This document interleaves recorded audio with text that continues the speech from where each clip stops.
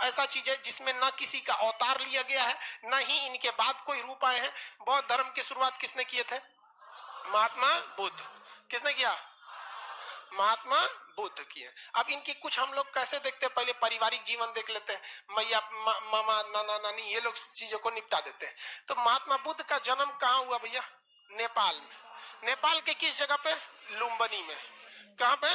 लुम्बिनी में। नेपाल के कहाँ हुआ? लुम्बिनी। इतना तो पता ही होगा भैया, नेपाल के लुम्बिनी में हुआ। इनके पिता का नाम शुद्धोधन। क्या था? शुद्धोधन। शुद्धोधन। माता का नाम? माता महामाया। माता का नाम महामाया। माता जब इनकी जब महात्मा बुद्ध जन्म नहीं लिए थे ना, तो महामाया इनकी माता थी, असली माता इनकी महामाया थी। लेकिन वो एक हफ्ते, जन्म के एक सप्ताह में ही उनकी क्या हो गई थी? मृत्यु हो गई थी। मृत्यु हो गई थी। तो जब ये पेट में थे ना, तो ज्योतिषियों ने बता दिया था कि जो आपका बेटा होगा ना, ये बहुत क्रांतिकारी होने वाला है। बहुत मतलब क्या होगा? क्रांतिकारी होगा। तो पहले के ज्योतिष वगैरह एकदम जबरदस्त थे।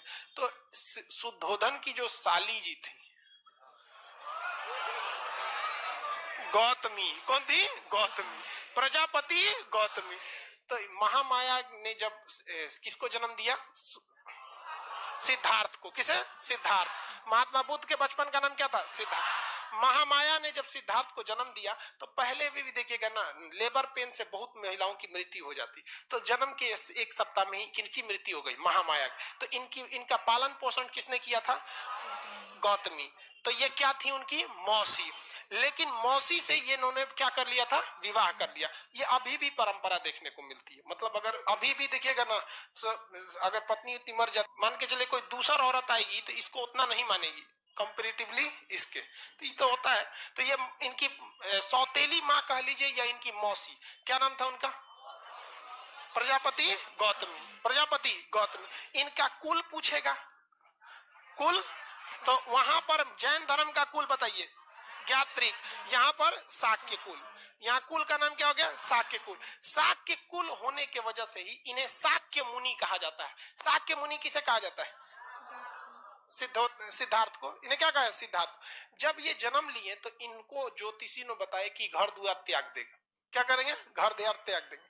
और ये बहुत ही ज्ञानी बनेगा और दुनिया को सच्चाई के रास्ते पर ले जाएगा। ध्यान से समझिएगा, जब सिद्धार्थ का जन्म हुआ तो ज्योतिषों ने क्या कहा कि ये बहुत ज्ञानी बनेगा और दुनिया को सच्चाई के रास्ते पर ले जाएगा, घर द्वार मोह माया सब त्याग देगा।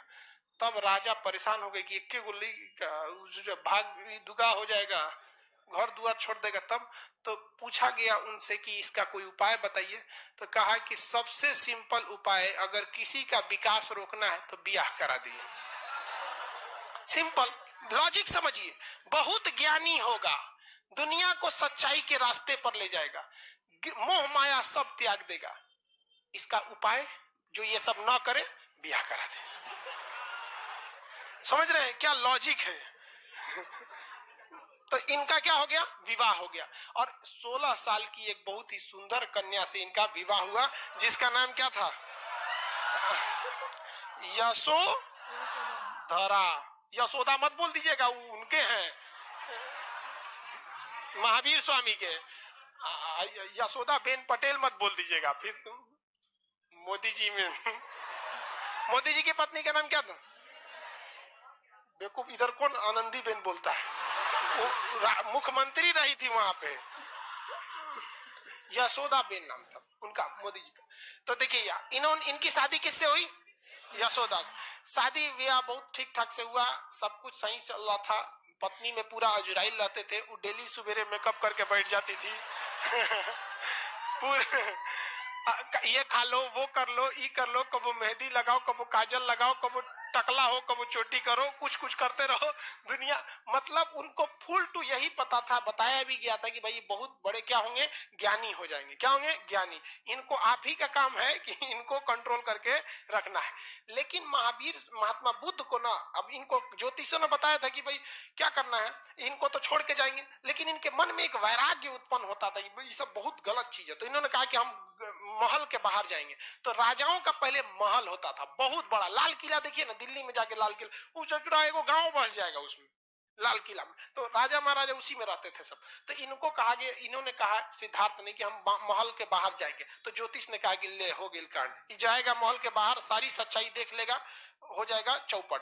तो उन्होंने क्या कहा, यहाँ पर ये राजा जो थे, इनके पिता का नाम क्या था, शुद्धोधन। इन्होंने पूरे महल में रास्ता डिसाइड होता है, आज भी मुख्यमंत्री निकलते हैं तो रास्ता डिसाइड होता है किस रास्ते से जाएंगे, देखेंगे सड़क खाली करा दिया जाता है, कोई नहीं निकलेगा, सड़क खाली, कोई जाम नहीं लगेगा, सफाई करो, चूना उना छिड़को, मुख्यमंत्री जाने वाले हैं। अब मुख्यमंत्री उधर से जाते हैं, कहते हैं मेरे राज्य में कितना विकास हुआ है, न जाम लगता है, न नालियां खुली हैं, चारों ओर चूना छिड़का। एक दिन आइए ना बिना बताए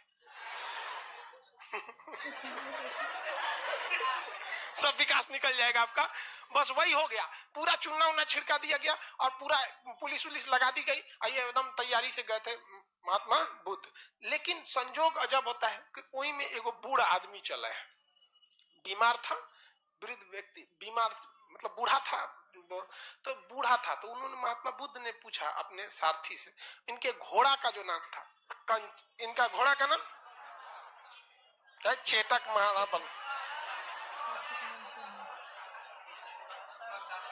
कंतक, नाम क्या था, कंतक, घोड़े का नाम कंतक, चेतक उनका था।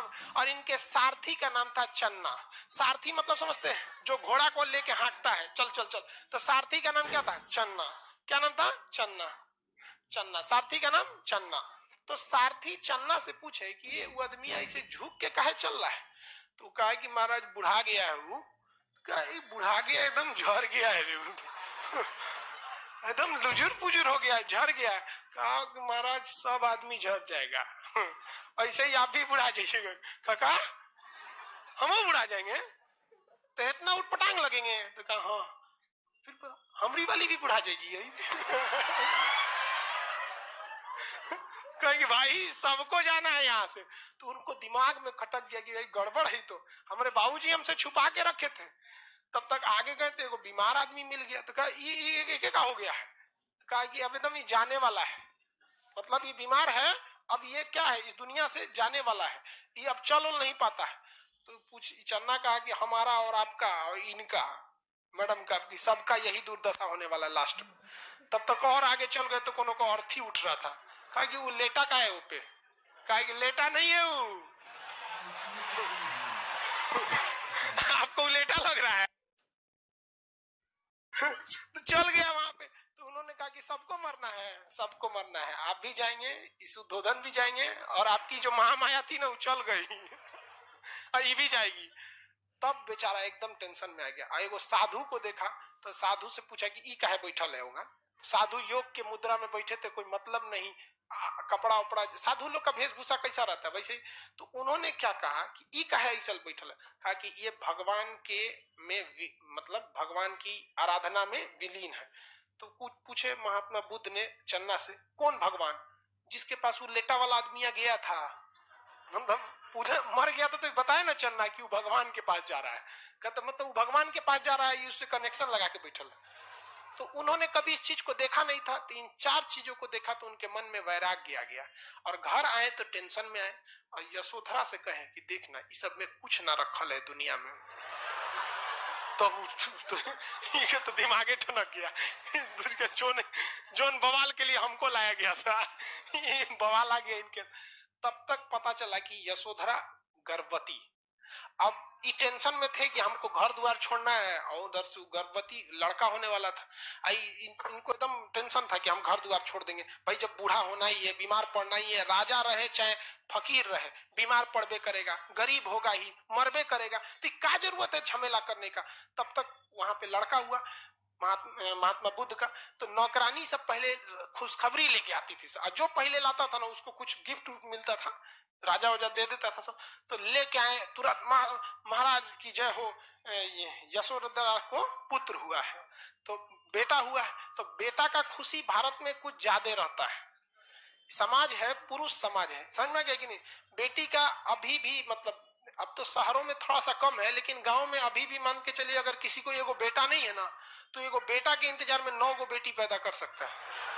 वो फुल स्टॉप तभी मारेगा जब एगो उधर बेटा लग जाए, नहीं तो कॉमा दे के आगे बढ़ते रहेंगे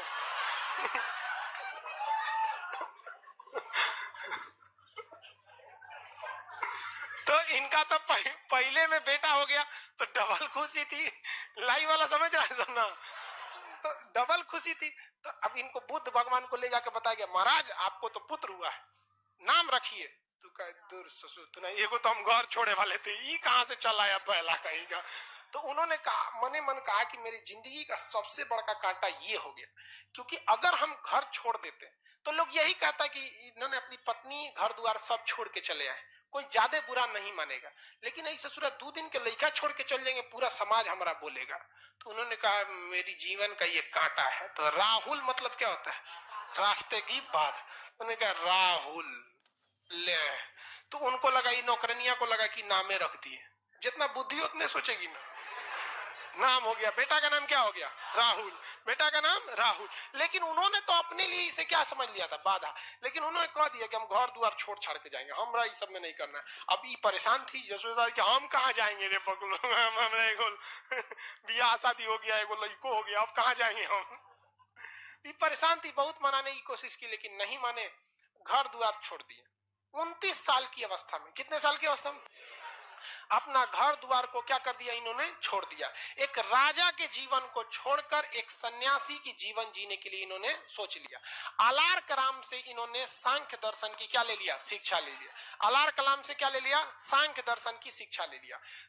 पूछेगा महात्मा बुद्ध ने कौन सा दर्शन में सबसे ज्यादा शिक्षा ले लिया, सांख्य दर्शन। किससे लिया था सांख्य दर्शन, अलार कलाम। किससे शिक्षा लिया, अलार कलाम। रुद्रक राम से इन्होंने योग दर्शन की शिक्षा लिया।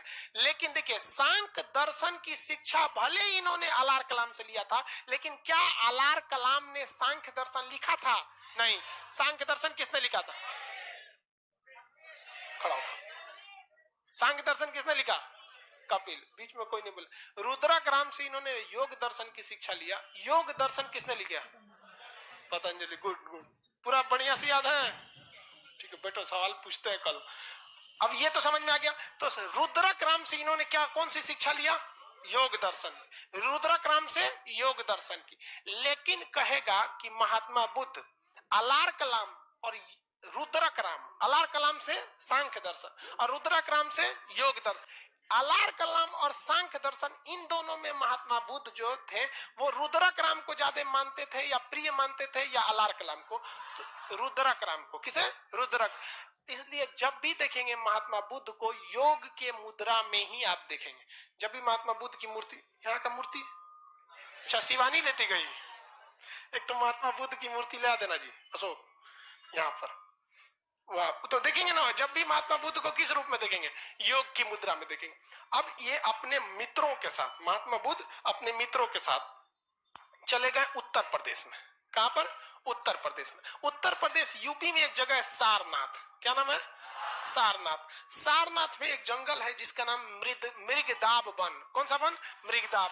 इस मृगदाब वन में वो अपने 5-6 मित्रों के साथ बैठ के और क्या करने लगे, तपस्या करने लगे। योग दर्शन तो रुद्रक राम से सीख लिए थे, योग की मुद्रा में बैठ के कठोर तपस्या करने लगे कि हमें सच्चाई क्या है, गलत क्या है, इस सब का क्या मिल सके, ज्ञान मिल सके। तो ये सारी चीजों का ज्ञान मिलने के लिए इन्होंने कहां पे चले गए, सारनाथ। तो सारनाथ में बैठ के इन्होंने काफी सारे क्या किया था, तपस्या किया। लेकिन उस तपस्या से कोई खास फायदा नहीं मिला। कई साल बीत गए सब तपस्या के, कुछ मिल ही नहीं रहा था। तो अचानक उनको एक महिला दिखी। उस जंगल में क्या मिली, महिला। तो सारे लोग ध्यान लगाए थे। अब महात्मा बुद्ध ऐसे महिला को देखे, अरे हंसता क्या लिए, समझा रहे हैं तो समझो ना। कोई धार्मिक मामले में मजाक मत क्या करो, कबो भी किसी पे कुछ भी हो जाता है। इसलिए तो उन्होंने देखा ये महिला क्या करने आई है, तो देखा कि बाकी सब दोस्त ध्यान लगाए हैं, सब तुम लोग ध्यान लगाओ। महिला से पूछे क्या बात है, तो उन्होंने बताया था कि वीणा, जो वीणा बजाया जाता है, इसको इतना ना हुमच के खींच दीजिए कि टूटिए जाए वीणा, तो ये भी गलत है। और आराम से वीणा को रगड़ेंगे तो संगीत ही नहीं निकलेगी। मतलब वीणा को रगड़ने के लिए क्या होनी चाहिए, एक लय होना चाहिए। इतनी कठोर तपस्या करेंगे तो भगवानों डरा जाएगा कि कब्जा करने आ रहा है कि तपस्या करने आ रहा है। तो उन्होंने, उनको दिमाग आया कि भाई हमको इस तरह से तपस्या नहीं करना है। तो यूपी में पूरा का पूरा फाउंडेशन कोर्स किए 6 साल तक। मतलब बात समझिए, सारनाथ में ज्ञान मिल ही नहीं रहा था। तो वो कहाँ है, बोध गया। कहाँ है, बोध गया। यहाँ आके वो टारगेट बैच ज्वाइन कर लिए, क्रैश कोर्स। बात समझिए, हम आपको पढ़ाने के लिए करें। यहाँ आए बोध गया में। अब बोध गया किस नदी के किनारे है? फाल्गु नदी। इसका एक और नाम बता सकते हैं? निरंजना नदी। फाल्गु या निरंजना नदी के तट पर बैठकर, फाल्गु या निरंजना नदी के तट पर बैठकर वहां एक विशाल पीपल वृक्ष के नीचे बैठे, छाया वगैरह मिल जाती है, उसी के नीचे बैठकर तपस्या करने लगे। सामने कौन सी नदी है? फाल्गु नदी। और तपस्या कर रहे हैं। और एक वैशाख पूर्णिमा का दिन आया, और वैशाख पूर्णिमा के दिन महात्मा बुद्ध को क्या मिल गया? ज्ञान की प्राप्ति आ गई। ऐसा कहा जाता है कि जब उन्हें ज्ञान की प्राप्ति हुई तो उनके शरीर से मतलब प्रकाश निकलने लगा, शरीर सुगंधित हो उठा, इससे उनको ज्ञान की प्राप्ति हो गई। अब वो सच क्या है गलत क्या है इस सब में एकदम पूरी तरह से पारंगत हो गए। महात्मा बुद्ध के साथ जो कुछ घटना हुआ है वो सब का सब वैशाख पूर्णिमा के दिन हुआ है, चाहे वो जन्म हो, चाहे वो मृत्यु हो, चाहे वो ज्ञान की प्राप्ति हो। वैशाख पूर्णिमा के दिन क्या हो? एक विडंबना देखिए, मान के चलिए कि जन्म हो गया तो जन्म हो गया, ज्ञान भी उसी वैशाख पूर्णिमा के दिन मिला। जैसे मान के चलिए कि ऐसा आदमी हो जिसका जन्म 1 जनवरी को, सदियों 1 जनवरी को, मरियो जाए 1 जनवरी को, तो एक तो अजीब टाइप का लगेगा ना भाई, तो बड़ी वो कॉमन हो गया। वैसे इनके साथ हुआ था, तो इनको ज्ञान की प्राप्ति हो गई। अब ज्ञान प्राप्ति के बाद ये सबसे पहला उपदेश जानते हैं किसको दिए हैं? वापस गई सब कारे बबुआ बैठले ले तू लोग ज्ञान वगैरह नहीं मिला। देखो हम बिहार से गए थे, बिहार में ज्ञान प्राप्ति हो गया, और इन्होंने आके सारनाथ में उन्होंने क्या किया? अपना पहला उपदेश दिया। तो महात्मा बुद्ध का पहला उपदेश, महात्मा बुद्ध का पहला उपदेश सारनाथ में। किस भाषा में ये उपदेश दिया? इनकी भाषा तो कौन सी? पाली। इनकी भाषा पाली।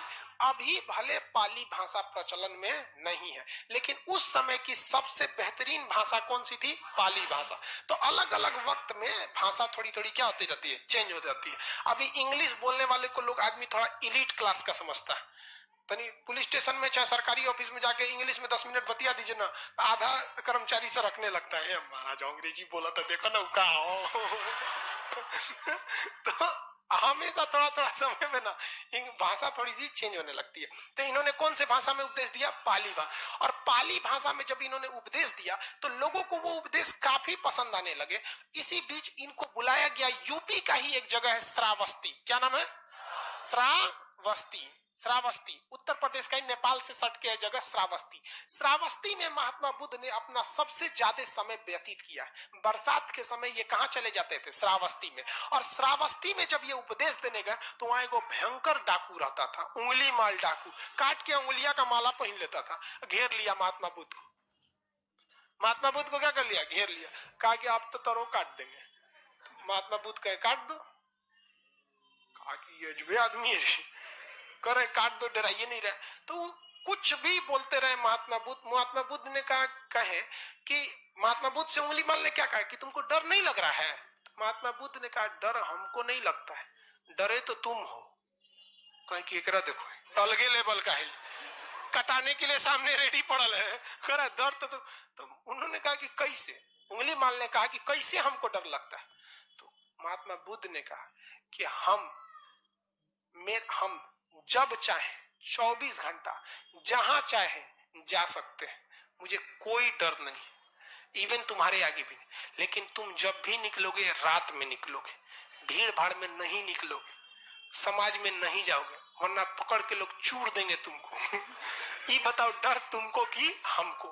तुम जो अपना कमाए हो उसको बचाने के लिए तुमको दूसरे लोगों पर हत्या करना पड़ेगा अपना दबदबा बनाने के लिए। मुझे कोई जरूरत नहीं। बड़ी लंबा चौड़ा 2-2.5 घंटा उपदेश दिए थे, वो रात के 2 बजे घेर लिया था रतिया को आके। डाकू को दिन में थोड़े आएंगे, सुतल थे उठा लिए, चलिए उंगली माल दे, आप ही जैसे लोग का उंगली है। तो उंगली माल डाकू को उपदेश दिए। बाद में उंगली माल डाकू भी क्या हो गया? महात्मा बुद्ध का क्या हो गया? अनुयायी हो गया। महात्मा बुद्ध अपने सबसे उनका कहना था कि हम जो कहते हैं इस पर कोई भी विश्वास न करो, बल्कि इसे तुम अपनी तर्क की कसौटी पर, तर्क मतलब होता है अपनी खुद की बुद्धि पर, तर्क की कसौटी पर देखो क्या ये सही है या नहीं है, मतलब खुद से सोच के देखो। तो महात्मा बुद्ध बहुत फेमस होते जा रहे थे। उसी बीच वो दान उन लेने के लिए जहां तहां बैठे रहते थे। भाई भिक्षा, इनका मुख्य कहना था कि ज्यादा कमाओ मा के मत रखो, भिक्षा वगैरह लेके क्या करता हूँ रख लो, अपना भिक्षा जितनी है अपनी भिक्षा से ही अपना जीवन यापन करो। तो जाते थे तो बहुत लोग उनको उपहार देते रहते थे। एक दिन एक गांव में गए तो एक बुढ़िया उनको उपहार दी, और वो जानते कौन उपहार दी? जूठा आम। मतलब बताइए, उतना बड़ा भगवान को आप उपहार दे रहे हैं तो कम से कम एगो सल्लग दे दीजिए ना, खड़ा। सल्लग नहीं समझता है, गोटे कंप्लीट मैंगो 1 पीस, सीबीएसई वाला। तो कम से कम एक आम देना चाहिए, आधा आम दे रही वो जूठा। और जब सारा हो गया तो महात्मा बुद्ध से पूछा गया कि आपको सबसे ज्यादा कौन सा उपहार पसंद आया? तो महात्मा बुद्ध ने कहा था कि जूठा काम हुआ। तो लोग जो सोना चांदी दिए थे वो कहने लगे कि अब सठिया गई लोग, उनके जूठे आम पसंद है। तो उन्होंने क्या कहा था कि जो आम जो बुढ़िया ने दिया है इसने अपना सब कुछ दे दिया, इसके पास कुछ नहीं है, और जो तुम लोगों ने दिया है वो अपनी टोटल संपत्ति में से कुछ दे दिया है यहाँ पर। और हम लोग को विचारधारा देखिए, हम लोग अपने टोटल संपत्ति का जितनी संपत्ति रहती है, मान के चलिए जिसके पास 100% संपत्ति है, इसका वो भगवान को कितना देता है पता है? 0.0001% भी नहीं देता है। देखते हैं 0.01% भी नहीं देता है, 200-500 चढ़ा देता है, और सोचता है कि भगवान हमको वीडियो कॉलिंग पे हमारी समस्या सॉल्व करे। अरे कहीं का इतनी समय तो भगवान को ब्लैकमेल कर रहा है। तो इन्होंने कहा था महात्मा बुद्ध ने कि इसने अपना सब कुछ क्या दिया, हमको समर्पित कर दिया। आनंद इनका सबसे प्रिय शिष्य था। इनका सबसे प्रिय शिष्य क्या था? आनंद नाम था इनके सबसे प्रिय शिष्य का नाम। आनंद बहुत प्रिय शिष्य थे। एक इनको ना एक बहुत बदमाश लड़का था, गाली उली देता था महात्मा बुद्ध को। तो एक दिन महात्मा बुद्ध के स्टेज पे बुलवाएंगे, इधर आओ, गरिया रहा है तुम हमको? कहा हाँ। तो यहाँ बगल में खड़ा करा के तो गरियाओ। 1 घंटा गरियाया महात्मा, और गरियाओ 2 घंटा। वो थक गया गरिया के, कहा कि और गाली खत्म हो गया, थक गए। तो महात्मा बुद्ध ने कहा कि देखो, मान के चलो कि हमने अपना कोई सामान तुमको दिया और तुम मेरे सामान को लेने से अगर इनकार कर देते हो तो वो सामान किसका होगा? तो उसने कहा कि सामान आपका था, हम नहीं लेंगे तो आपका हो जाएगा वापस। तो कहा ठीक है, जो तुम्हारी गालियां हैं ना हम नहीं ले रहे हैं। ये गाली किसकी हो जाएगी? कहा कि गुरुजी तो सब हमार हो जीतो। तो महात्मा बुद्ध का बहुत बड़ा क्या हो गया? चेला हो गया। लेकिन ये आनंद बहुत खचरा था। क्या था? बहुत खचरा। ये महात्मा बुद्ध से कहता था कि महाराज खाली आप ऐसे साधुओं के लेके घूमते हैं, महिलाओं को भी शामिल कीजिए। बदमाशी बहुत करता था। अरे भाई देखिए, आप इस चीज को ना अन्यथा में नहीं लेंगे। खचरा कहने का सेंस ये नहीं है कि हम किसी आपको अच्छे से समझ में आ सके इसलिए बताते हैं। तो महात्मा बुद्ध का है महिला उला को शामिल मत करना, महिला को शामिल करोगे हमेशा परेशान रहोगे, टाइम से आएगी सब नहीं, बैच चालू होने के बाद आएगी सब, तो परेशान होकर रह जाएगा। कितना समझा के रख दो, टाइम से नहीं आएगी सब। वैसे ही भाई उनमें साधुओं की सभा होती थी, सब साधु अपने में ध्यान में रहेंगे, उन्हें को जल्दी जल्दी आएगी पोत पात के। लड़की सबका लेट कौन सी में होता है? हाँ, लड़का का कभी लेट होता है नहीं, वो तो लॉज में निकलने के बाद बटन बंद करता है। बाल उल्टी करे, चल चल रूम से निकलेगा तब चप्पल पहनेगा, इसे फंसा के चल दिया। वो सब ना, अरे बाप रे बाप, क्लास भाड़ में जाए, क्लास जरूरी थोड़े कब हो सकता है। तो महात्मा बुद्ध शुरुआत में महिलाओं को बौद्ध धर्म में समाने के लिए तैयार नहीं थे, लेकिन ये बार बार कहता था आनंद महाराज जरूरी है, समझ नहीं रहे हैं आप। तो महात्मा बुद्ध ने कहा ठीक है चलो, अब महिलाओं को भी बौद्ध धर्म में शामिल कर लिया। महिला लोग चाहे वो लाइव में है चाहे यहाँ है, ये बात जरा ध्यान से समझिए, हम नहीं कह रहे, महात्मा बुद्ध कह रहे हैं। जब महिलाओं को उन्होंने प्रवेश करने की अनुमति दिया तो उन्होंने कहा कि अब बौद्ध धर्म ज्यादा दिन नहीं चल पाएगा। ये हमारा कथन नहीं है, ये महात्मा बुद्ध का कथन है कि अब बौद्ध धर्म ज्यादा दिन नहीं चल पाएगा। आप इसको गौर से देखिएगा, एक महिला जो रहेगी ना, उसका झगड़ा जानते किससे होगा? अपनी सास से, कभी ससुर से नहीं होगा, क्योंकि उस ससुर उसको टॉर्चर नहीं करने वाला है कोनो बात में। सास जो रहेगी बेचारी 11 बजे सूत के सोई है, काम वाम करके पतो ओके 4 बजे कोच के उठा देंगे, बबनी उठ चाय बनाओ। अरे बेचारी 4 बजे का करने के लिए खखुआई बुलाएगी तो मैं झाड़ देगी, बुढ़िया कहेगी। उसका झगड़ा हो जाएगा अपनी मतलब देवरानी से होगा, देवर से नहीं, जेठानी से होगा, भसुर से नहीं। देखना बराबरी बराबर। तो महात्मा बुद्ध ने कहा कि अब जब बौद्ध धर्म ज्यादा दिन चलने वाला नहीं है। तो ये महात्मा बुद्ध के कथन थे और आगे जाके ऐसा हुआ भी, ज्यादा दिन बौद्ध धर्म नहीं चला। लेकिन अब क्वेश्चन में हिसाब से रखेंगे, पहली महिला कौन थी? प्रजापति गौतमी। बौद्ध धर्म में शामिल होने वाली पहली महिला प्रजापति गौतमी। दूसरी महिला हाजीपुर जो जगह है वहां, वैशाली, हाजीपुर मतलब समझ रहे हैं ना, वैशाली, वैशाली की एक डांसर थी आम्रपाली। हाँ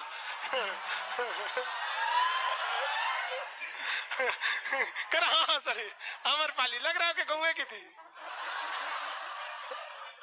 कहाँ घर है?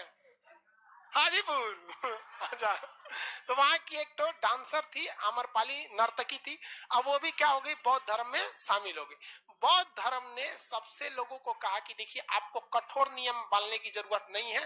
बौद्ध धर्म ने 3-4 ठो सिद्धांत दिया, अष्टांगिक मार्ग दिया, सत्य का सिद्धांत दिया, और उसके बाद उन्होंने त्रिरत्न दिया, बुद्ध, धम्म और संघ। बुद्धम शरणम गच्छामि, धम्मम शरणम, संघम शरणम गच्छामि और धम्मम शरणम गच्छामि। ये उनके त्रिरत्न है। कितने लोग बता सकते हैं जैन धर्म के त्रिरत्न कौन थे? शॉर्टकट में क्या था? KFC।